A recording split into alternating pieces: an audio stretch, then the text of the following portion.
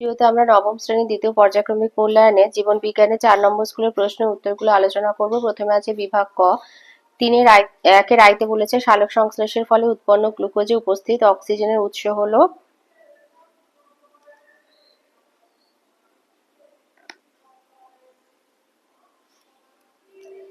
H2 হবে না, CO2। সালোক সংশ্লেষের ফলে উৎপন্ন গ্লুকোজে অক্সিজেনের উৎস হচ্ছে CO2।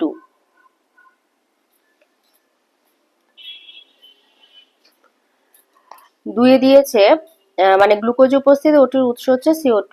দুয়ে বলেছে প্রদত্ত কোনটি আলোক বিক্রিয়ায় উৎপন্ন পদার্থ ATP। তিনে বলেছে কোনটি প্রোটিন পরিপাককারী উৎসেচক নয় টায়ালিন।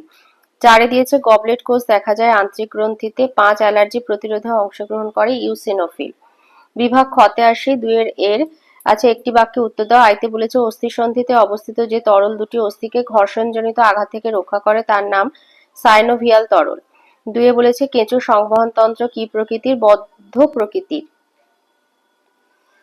তিনে দিয়েছে রুবিস্কো সম্পূর্ণ নাম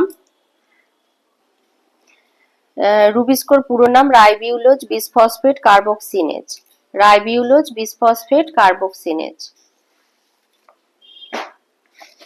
বিতে বলেছে শূন্যস্থান পূরণ করো। আইতে বলেছে ক্লোরোফিল এ এর রাসায়নিক সংকেত। ক্লোরোফিল এর রাসায়নিক সংকেত হচ্ছে এই যে ক্লোরোফিল এ C55H72O5N4Mg। এই যে এটা হচ্ছে ক্লোরোফিল এর রাসায়নিক সংকেত।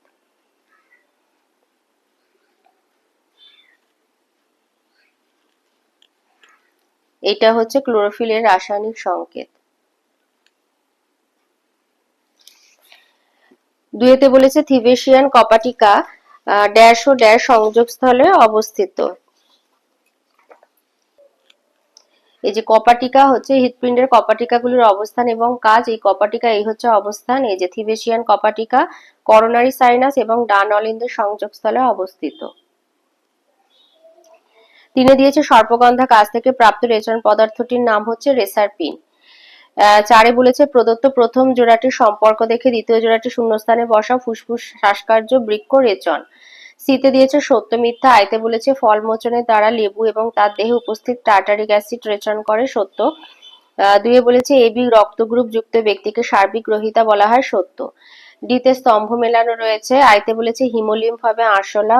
দুয়ে গ্রানা হবে আলোক দশা। তিনে মাইটোকন্ড্রিয়া হবে ক্রেবস চক্র। বিভাগ গতে আসি। তিনের আইতে বলেছে প্রদত্ত বিষয়ের উপর ভিত্তি করে বাষ্পমোচন আর বাষ্পীভবনের পার্থক্য লেখো। প্রকৃতি আর সংঘটন স্থান। বাষ্পমোচন আর বাষ্পীভবন। এই যে বাষ্পীভবন এই যে পার্থক্য, একটা হচ্ছে প্রকৃতি আর একটা হচ্ছে প্রকৃতি মানে কি ধরনের প্রক্রিয়া এটা। বাষ্পমোচন হচ্ছে জীবজ অর্থাৎ শারীরবৃত্ত প্রক্রিয়া। বাষ্পীভবন হচ্ছে ভৌত প্রক্রিয়া। আর বলেছে সংঘটন স্থান মানে কোথায় হয়। প্রোটোপ্লাজম।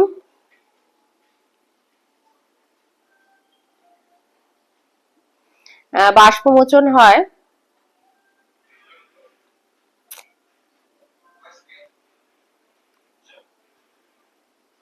কোথায় হয়? প্রোটোপ্লাজম দ্বারা নিয়ন্ত্রিত হয়। আর বাষ্পীভবন এটি প্রোটোপ্লাজম দ্বারা নিয়ন্ত্রিত হয় না। আচ্ছা, এটা ছায়াতে ভালো আছে। প্রকৃতি আর সংঘটন স্থান। এটা প্রকৃতি মানে হচ্ছে সংঘটন স্থান হচ্ছে বাষ্পমোচন হলো উদ্ভিদের পাতা, আর বাষ্পীভবন হচ্ছে যে কোনো আর্দ্রতল বা জলের উপরিতল। আর প্রকৃতি মানে প্রক্রিয়াটাই প্রকৃতি দেবে, যেটা একটি শারীরবৃত্ত প্রক্রিয়া। বাষ্পীভবন হচ্ছে একটি ভৌত প্রক্রিয়া। এই 1 আর 2 এর পয়েন্টটা দেবে। দুইতে বলেছে আলোক বিশ্লেষণ বা ফটোলাইসিস কি। এই যে জলের আলোক বিশ্লেষণ বা ফটোলাইসিস, এইখান থেকে এতটা লিখবে যে সূর্যালোকের উপস্থিতিতে Mn2+ এবং Cl- আয়নের সহায়তায় সক্রিয় ক্লোরোফিলের দ্বারা জল বিশ্লিষ্ট হয়ে হাইড্রোজেন আর হাইড্রক্সিল আয়নে পরিণত হয়। জলের এই প্রকার আয়নীকরণকে জলের আলোক বিশ্লেষণ বা জলের ফটোলাইসিস বলে। আর রবার্ট হিল এই ঘটনাটি পরীক্ষা দ্বারা প্রমাণ করেন, সেই জন্য একে হিল বিক্রিয়া বলে। তিনে বলেছে যকৃতের 2টি কাজ লেখো।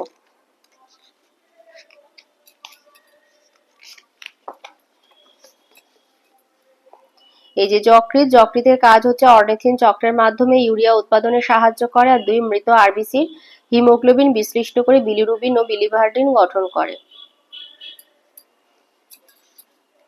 4 দিয়েছে মানুষের দ্বিচক্রী বদ্ধ সংবহন পদ্ধতিটি শব্দ ছকের সাহায্যে দেখাও। এটা ছায়া থেকে দিচ্ছি, এগুলো সব বেশিরভাগই আমি বই থেকে দিচ্ছি যতটা পারছি, আর যেটা একান্ত নেই সেটা রায়মাটির থেকে দেব। এই যে হৃৎপিণ্ড দিয়ে রক্ত সংবহনের পথ হৃদচক্র, এইটা লিখে দেবে। এই যে শব্দ ছকের মাধ্যমে এটা দিয়েছে, এটা দিয়ে দেবে। 5 দিয়েছে উদ্ভিদের রেচনের 2টি বৈশিষ্ট্য লেখো। এই যে উদ্ভিদের রেচন পদ্ধতি, এই যে রেচনের বৈশিষ্ট্য, 1 হচ্ছে উদ্ভিদে কোনো রেচন অঙ্গ বা রেচন তন্ত্র নেই, তাই দেহাংশ মোচন দ্বারা তারা রেচন করে থাকে। 2 হচ্ছে উদ্ভিদের রেচন পদার্থগুলি প্রাণীদের তুলনায় সরল ও কম ক্ষতিকারক। 3 উদ্ভিদের বিপাক পদ্ধতি প্রাণীর থেকে কম সক্রিয়, এর ফলে রেচন পদার্থ কম উৎপন্ন হয়। 4 উদ্ভিদের দেহে গ্যাসীয় আর জলে দ্রাব্য অনেক রেচন পদার্থ তৈরি হয়, যা অভিস্রবণ পদ্ধতিতে দেহ থেকে নির্গত হয়। বাকি রেচন পদার্থগুলি কেলাস বা কোলয়েড রূপে কোষে সঞ্চিত থাকে। 6 দিয়েছে একটি কার্বনযুক্ত রেচন পদার্থের উৎস এবং 2টি কাজ লেখো। বলেছে কার্বনযুক্ত রেচন পদার্থের উৎস।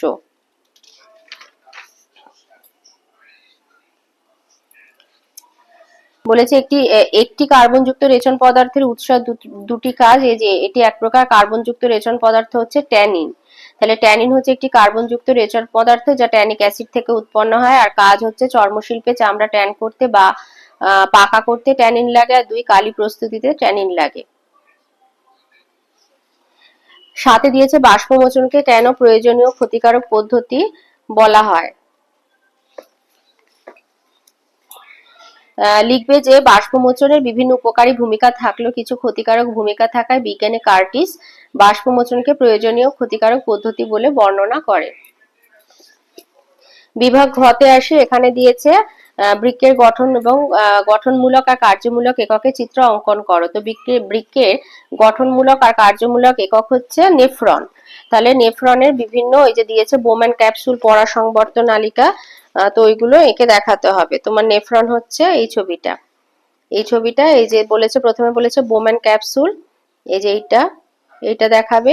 তারপরে দিয়েছে পরা সংবর্ত নালিকা, এই যে নিকটবর্তী আর দূরবর্তী, এটা দেখিয়ে দেবে, এটা নিকটবর্তী, এটা দূরবর্তী। আর দিয়েছে হেনরি লুপ, এই হচ্ছে হেনরি লুপ। আর দূর সংবর্ত নালিকা এটা।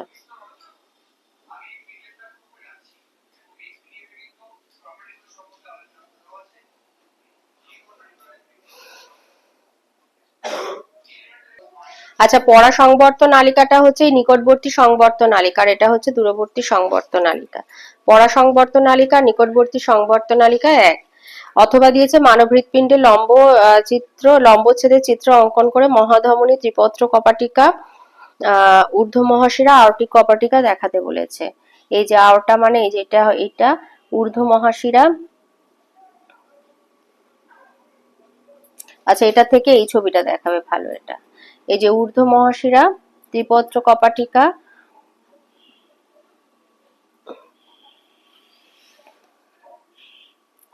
আর্টিক কপাটিকা, এই যে এইটা, আর হচ্ছে মহাধমনী, এই যে মহাধমনী, এগুলো আর্টিক কপাটিকা। এটা দেখিয়ে দেবে, এই ছবিটা এঁকে দেখিয়ে দেবে। আচ্ছা, 2 দিয়েছে বিজ্ঞানী ডিকসন এবং জলের সমসংযোগ আর অসম সংযোগ মতবাদটি বর্ণনা করো। আর রসের উৎস বলতে কি বোঝায়।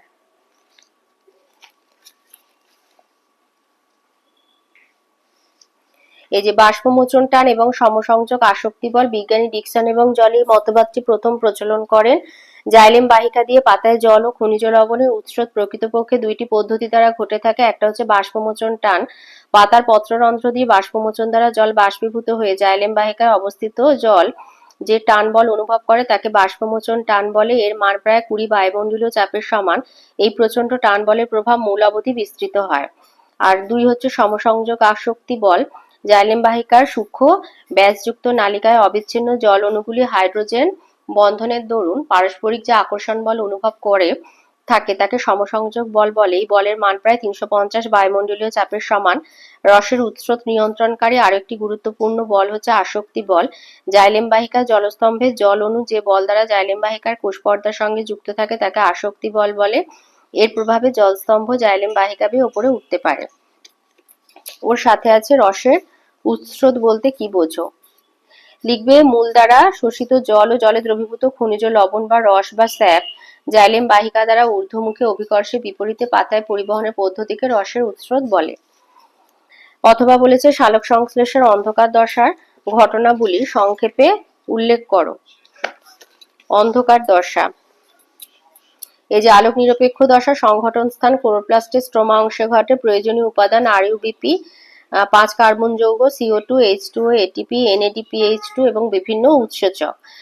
উৎপাদিত দ্রব্য গ্লুকোজ, এডিপি, এনএডিপি। পর্যায় অন্ধকার দশার বিভিন্ন পর্যায়। এক হচ্ছে কার্বন ডাই অক্সাইডের স্থিতিকরণ। ক্লোরোপ্লাস্টের স্ট্রোমাতে অবস্থিত রাইবোলোজ বিসফসফেট বা আরইউবিপি CO2 কার্বন ডাই অক্সাইডের গ্রাহক হিসাবে কাজ করে এবং রাইবোলোজ বিসফসফেট কোষে ব্যাপন পদ্ধতিতে গৃহীত কার্বন ডাই অক্সাইডের সঙ্গে বিক্রিয়া করে 6 কার্বনযুক্ত অরবিটাল বিসফসফেট নামক একটি অস্থায়ী যৌগ গঠন করে। এই বিক্রিয়াটি রুবিস্কো বা এই যে রিবিউলোজ বিসফসফেট কার্বক্সিলেজ অক্সিজেনেজ উৎসেচক দ্বারা পরিচালিত হয়। বিক্রিয়াটা লিখে দিচ্ছ। 2 হচ্ছে ফসফোগ্লিসারিক অ্যাসিড বা পিজিএ সংশ্লেষ। অস্থায়ী অরবিটাল বিসফসফেট দ্রুত ভেঙে গিয়ে দুটি করে 3 কার্বনযুক্ত ফসফোগ্লিসারিক অ্যাসিড বা পিজিএ উৎপন্ন করে। এই পর্যায়ে বায়ুমণ্ডলে CO2 থেকে কোষস্থ যৌগ হিসাবে পিজিএ এর মধ্যে কার্বন অঙ্গীভূত হয়, সেই জন্য এই বিক্রিয়াটিকে অঙ্গার আত্তীকরণ বলা হয়। এটা দিয়ে দেবে। 3 হচ্ছে পিজিএ এর বিজারণ। সবুজ কোষে উৎপন্ন পিজিএ প্রথমে আলোক দশায় উৎপন্ন এটিপির সঙ্গে বিক্রিয়া করে ফসফোগ্লিসারিক অ্যাসিড গঠন করে। এবার এরপর বিপিজিএ বা বিসফসফোগ্লিসারিক অ্যাসিড আলোক দশায় উৎপন্ন NADPH এবং হাইড্রোজেন আয়নের উপস্থিতিতে বিজারিত হয়ে ফসফোগ্লিসারালডিহাইড বা পিজিএলডি গঠন করে। এই বিক্রিয়া দুটো দিচ্ছ। 4 হচ্ছে আরইউবিপির পুনঃসংশ্লেষ। 12 অণু পিজিএলডি 3 কার্বনযুক্ত, এর মধ্যে 10 অণু পিজিএলডি থেকে কতগুলি অন্তর্বর্তী যৌগ গঠনের মাধ্যমে 6 অণু আরইউবিপি পুনরায় উৎপন্ন করে। এই বিক্রিয়াটার 5 হচ্ছে গ্লুকোজ সংশ্লেষ। অবশিষ্ট 2 অণু পিজিএলডি থেকে কতগুলি অন্তর্বর্তী যৌগ গঠনের মাধ্যমে সবশেষে 6 কার্বন বিশিষ্ট গ্লুকোজ উৎপন্ন হয়। আচ্ছা, তার সাথে আছে এবার 3 নম্বরে বলেছে মানবদেহের রক্ততঞ্চন পদ্ধতিটি শব্দ ছকের সাহায্যে দেখাও। আর এখানে যেমন এরিথ্রোব্লাস্টোসিস ফিটালিস কাকে বলে এটা যেমন বইতে ঠিকভাবে গুছিয়ে দেয়া নেই, তো এটা আমি রায়মার্টিন থেকে দেব। আর এটা দিয়েছে যে রক্ততঞ্চন পদ্ধতিটি শব্দ ছকের মাধ্যমে দেখাতে, তো এইটা দেবে। এই যে এইটুখানি এটা যেভাবে আছে এইভাবে দিয়ে দেবে। আর ওর সাথে যেটা আছে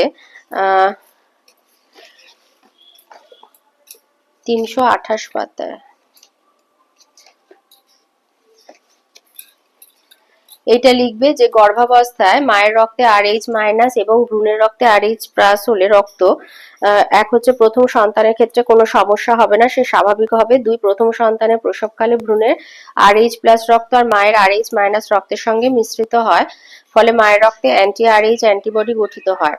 3 হচ্ছে উক্ত মায়ের দ্বিতীয় ভ্রূণটি RH+ হলে মায়ের রক্তে থাকা অ্যান্টি-RH অ্যান্টিবডি প্ল্যাসেন্টা বা অমরা ভেদ করে ভ্রূণের দেহে প্রবেশ করে, কারণ অ্যান্টিবডিগুলি I/G প্রকৃতির হয়। 4 হচ্ছে ভ্রূণের দেহে প্রবিষ্ট অ্যান্টি-RH অ্যান্টিবডি লোহিত কণিকার কোষপর্দার উপর অবস্থিত RH অ্যান্টিজেনের সঙ্গে বিক্রিয়া করে লোহিত রক্তকণিকাকে ভেঙে দেয় এবং অ্যাগ্লুটিনেশন ঘটে। 5 হচ্ছে ফলে ভ্রূণটি লোহিত রক্তকণিকার ভাঙনজনিত তীব্র রক্তাল্পতা ও জন্ডিসে আক্রান্ত হয়। ভ্রূণের এই অবস্থাকে এরিথ্রোব্লাস্টোসিস ফিটালিস বলে। এক্ষেত্রে ভ্রূণের মৃত্যু পর্যন্ত ঘটতে পারে এবং মায়ের গর্ভপাত ঘটে। অথবাতে বলেছে তোমার দ্বারা গৃহীত সেদ্ধ শ্বেতসার জাতীয় খাদ্য পৌষ্টিকতন্ত্রে কিভাবে পাচিত হয় তা পর্যায়ক্রমে লেখো। আর বলেছে উৎসেচক কি, তো এটা লিখবে শ্বেতসার মানে হচ্ছে তোমার কার্বোহাইড্রেট বা শর্করা জাতীয় খাদ্য, মুখবিবরে এবং ক্ষুদ্রান্তে ঘটে আর সরল উপাদান গ্লুকোজে পরিণত হয়। মুখবিবরে পরিপাক হচ্ছে খাদ্য গ্রহণ করার পর শর্করা জাতীয় খাদ্য অর্থাৎ সিদ্ধ শ্বেতসার মুখবিবরের লালারসের টায়ালিন আর মল্টেজ উৎসেচকের সঙ্গে বিক্রিয়া করে সরল রূপে পরিণত হয়। প্রথম অবস্থায় টায়ালিন সিদ্ধ শ্বেতসারকে মল্টোজে পরিণত করে, পরে মল্টোজ মল্টেজের প্রভাবে গ্লুকোজে পরিণত হয়। এই জন্য খাদ্য মুখে দেওয়ার সঙ্গে সঙ্গে ভাত বা রুটির কোনো স্বাদ পাওয়া যায় না, পরে গ্লুকোজ সৃষ্টি হলে মিষ্টি স্বাদ পাওয়া যায়। এই বিক্রিয়াটা দিচ্ছ। পাকস্থলীতে কার্বোহাইড্রেট পরিপাকের জন্য প্রয়োজনীয় কোনো উৎসেচক না থাকায় শর্করা জাতীয় খাদ্যের পরিপাক এখানে সম্পন্ন হয় না। ক্ষুদ্রান্তে পরিপাক, মুখবিবরের পরিপাক হওয়ার পর শ্বেতসার জাতীয় খাদ্য পাকস্থলী থেকে ক্ষুদ্রান্তে পৌঁছায়। এই অংশে অগ্ন্যাশয় রস এবং আন্ত্রিক রসের মাধ্যমে শর্করা জাতীয় খাদ্যের পরিপাক সম্পন্ন হয়। অগ্ন্যাশয় রস দ্বারা পরিপাক সিদ্ধ অথবা অসিদ্ধ শ্বেতসার ক্ষুদ্রান্তে এসে পৌঁছালে অগ্ন্যাশয় রস অ্যামাইলেজের সঙ্গে মিশে পরিণত হয় মল্টোজে। আন্ত্রিক রসের দ্বারা পরিপাক, আন্ত্রিক রসের মল্টোজের সহযোগিতায় মল্টোজ ভেঙে গিয়ে দুই অণু গ্লুকোজ উৎপন্ন হয়, গ্লুকোজে পরিণত হয়। এছাড়া আন্ত্রিক রসের সুক্রেজ দ্বারা সুক্রোজ, ল্যাকটেজ দ্বারা ল্যাকটোজ সরল রূপে পরিণত হয়। আর বিক্রিয়াটা দিয়ে দেবে। ওর সাথে রয়েছে উৎসেচক। উৎসেচক কাকে বলে?